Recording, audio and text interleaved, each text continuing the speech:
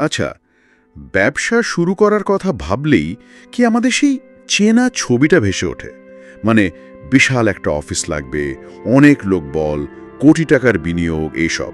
ঠিক, এই ধারণাটা কিন্তু বেশ শক্তভাবেই আছে আমাদের মনে।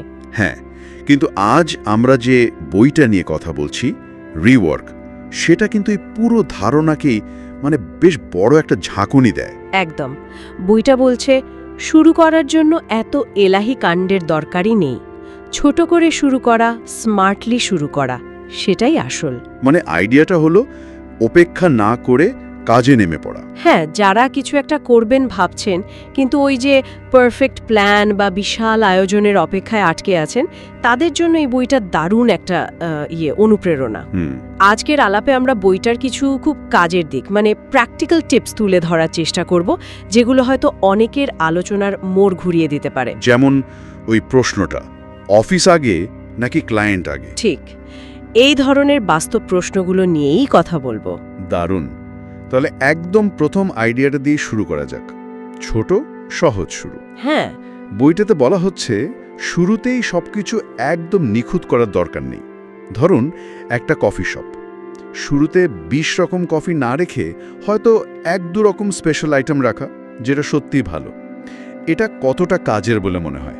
এটা খুবই কাজের, কারণ এতে না আপনার মূল ফোকাসটা ঠিক থাকে। আপনি যে আসল সমস্যাটা সমাধান করতে চাইছেন বা যে সার্ভিসটা দিচ্ছেন, হ্যাঁ, সেটার উপর পুরো মনোযোগ দেওয়া যায়। ধরুন একটা অ্যাপ বানাচ্ছেন, সেটার কাজ হয়তো শুধু মিটিং রিমাইন্ডার দেওয়া। শুরুতে শুধু ওই কাজটাই যদি দারুণভাবে করে, সেটাই যথেষ্ট। আচ্ছা, পরে তো ইউজার ফিডব্যাক নিয়ে আস্তে আস্তে নতুন ফিচার যোগ করাই যায়। কিন্তু সমস্যাটা হয় যখন আমরা ভাবি, উফ, সব পারফেক্ট না হলে তো নামা যাবে না। এই চিন্তাটাই তো আটকে দেয়। এই চিন্তাটা অনেক ভালো আইডিয়াকে শুরুতেই শেষ করে দেয়। এই পারফেকশনের ফাঁদটা আসলেই সাংঘাতিক। আচ্ছা, আরেকটা আইডিয়া, বেশ বিতর্কিত কিন্তু মজার, প্ল্যানিং ইজ গ্যাসিং। হ্যাঁ হ্যাঁ হ্যাঁ, বইটা বেশ জোর দিয়েই বলছে লম্বা সময়ের প্ল্যান করা আসলে অন্ধকারে ঢিল ছোড়া। কি মনে হয়, 5-10 বছরের বিজনেস প্ল্যান কি আসলেই টেকে? খুব কম। আপনি ভাবুন না, আজকাল কত দ্রুত সব বদলে যাচ্ছে, টেকনোলজি, মার্কেট, পরিস্থিতি, সবকিছুই। একদম।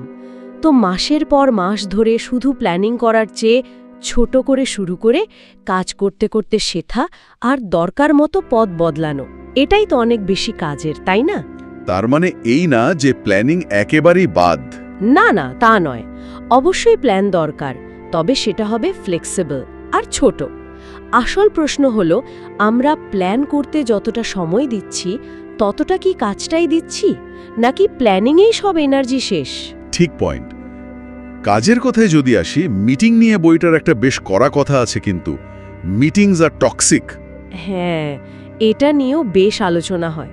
অতিরিক্ত মিটিং নাকি কাজের গতি কমায়, বিষের মতো। এটা কি একটু বাড়াবাড়ি হয়ে গেল না?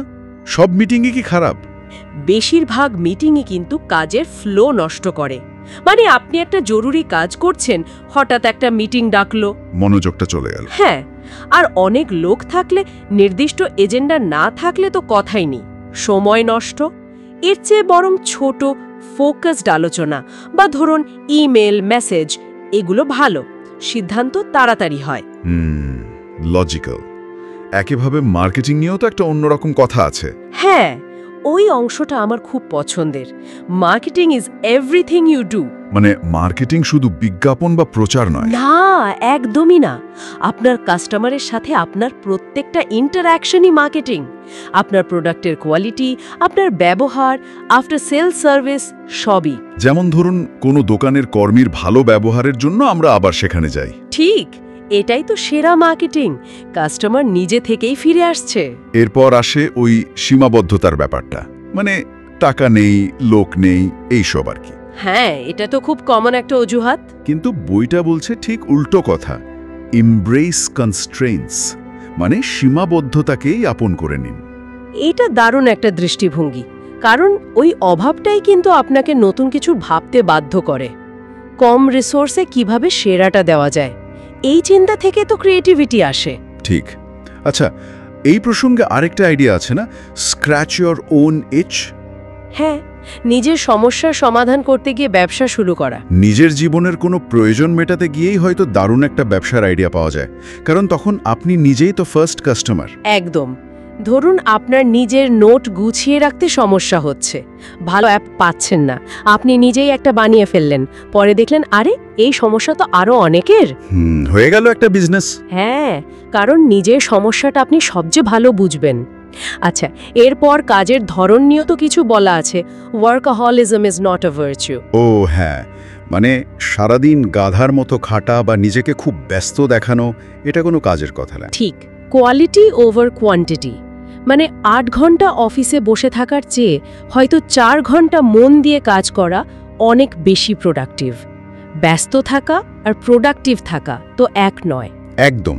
আর সবশেষে আমার মনে হয় বইটার সবচেয়ে জরুরি বার্তা, লঞ্চ নাও। এটাই আসলে আসল কথা।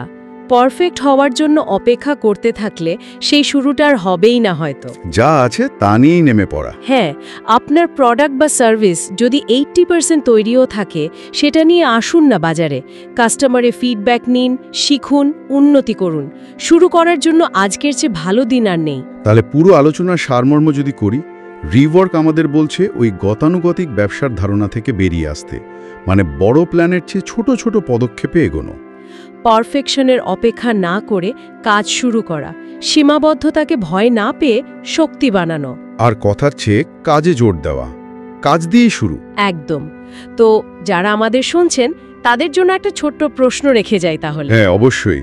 আচ্ছা, এমন কোনো আইডিয়া বা কাজ কি আছে যেটা অনেক দিন ধরে শুধু ভাবছেন আর একটু ভালো হোক, সঠিক সময় আসুক, এই ভেবে ফেলে রেখেছেন? অনেকেরই থাকে এরকম। আজকের এই আলোচনার পর সেটার কি খুব ছোট, খুব সাধারণ একটা ভার্সন কালকেই শুরু করে ফেলা যায় না? একটু ভাবুন তো, এই আইডিয়াগুলো আপনার নিজের জীবনে বা কাজে কিভাবে লাগানো যেতে পারে।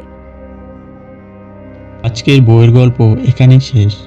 সামনে আসছে এমন সব বইয়ের রিভিউ আর গল্প যা আপনার চিন্তা বদলে দিতে পারে। তাই এখনই চ্যানেলটিকে সাবস্ক্রাইব করুন, পাশে থাকুন, আর আপনার মতামত লিখে জানান কমেন্টে, কারণ আপনার একটা কমেন্টে আমাদের পরের গল্পের অনুপ্রেরণা হতে পারে। আর ভিডিওটি বন্ধুদের সাথে শেয়ার করতে ভুলবেন না, কারণ আপনার এই একটি শেয়ার হয়ে উঠবে তাদের জীবনের সবচেয়ে বড় পরিবর্তনের শুরু। দেখা হবে আবারও পরের ভিডিওতে নতুন গল্প, নতুন শিক্ষা আর নতুন অনুপ্রেরণা নিয়ে। ততক্ষণ ভালো থাকুন, সুস্থ থাকুন।